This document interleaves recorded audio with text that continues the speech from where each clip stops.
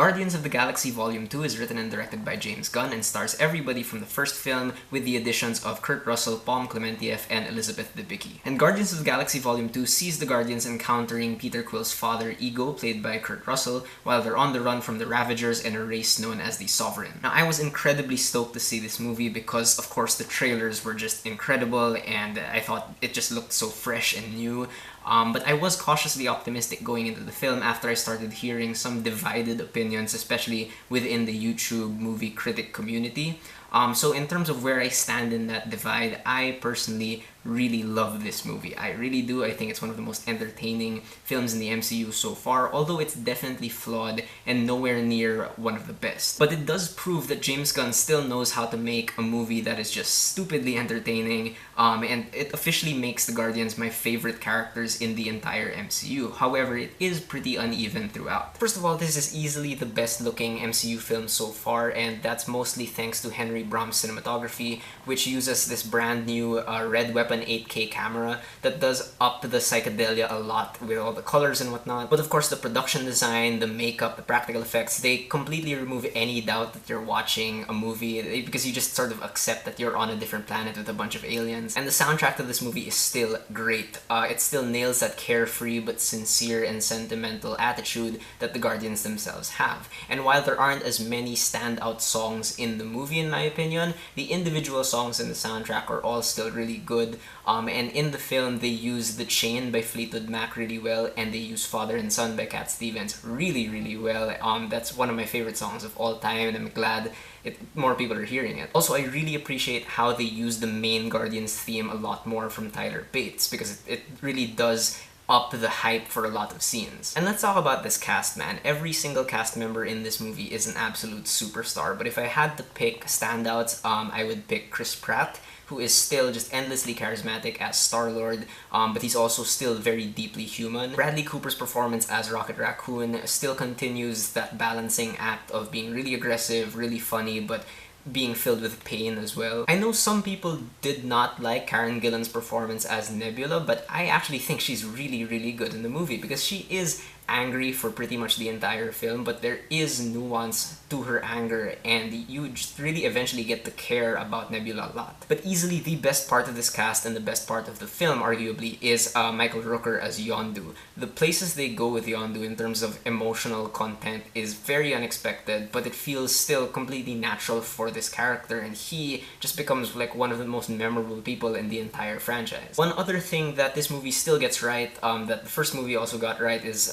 the action. There's no restraints to the way that James Gunn directs action because there's just such a huge variety of people and different powers here that Gunn gets to play with, and he has a handle on all of them, be it Star-Lord and his blasters, or the hand-to-hand combat between Gamora and Nebula, to Yondu's arrow, which gets some really, really cool scenes, and Rocket's own little personal arsenal of weapons. You really get to see Rocket become like the weapons specialist of the team here. There's great editing in this movie as well from Fred Raskin and Craig Wood that makes this film feel even more like a team movie than the last one, because while Peter Quill is still the protagonist in this movie, everybody really gets their time to shine. And people have complained about the structure of this film, saying it has no plot or it's, confusing, and I have no idea what they're talking about because it's pretty easy to follow, and I think this movie balances out its storylines actually pretty well. But yeah, the story of this movie is where the biggest divide is among fans, and while it is flawed, and I'll get to that a little bit later,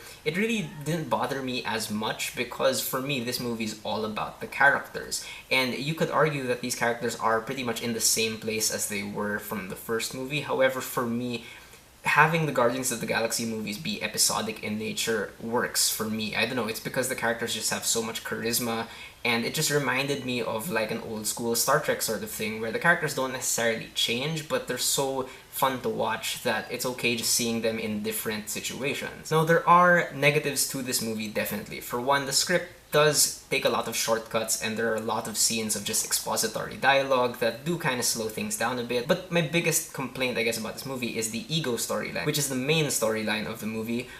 For me, it's tries to be like this old school 60s Star Trek episode, but it feels really undercooked because for like the first two acts it meanders a lot and then suddenly gets rushed at the end, and it unfortunately becomes really conventional the way it concludes, because at the beginning it is kind of complex, but then it turns into standard blockbuster fare by the end, and it doesn't really feel like it leaves much of an impact on the characters. One other negative here that carries over from the last film is James Gunn's humor doesn't always land for me personally. I think here lies a bit too much on some awkward silence humor instead of just letting the characters talk and interact, because that's where the strength is. And dare I say that one of my negatives for this movie is in the visual department, because when the visuals are good, they're amazing. However, when they're not good, they really do stick out, especially everything on Ego's planet feels way too green screened, and it just feels like, they kind of did reshoots for it. However, overall, I think Guardians of the Galaxy Volume 2 is a pretty good movie, objectively speaking, but I still love the hell out of it.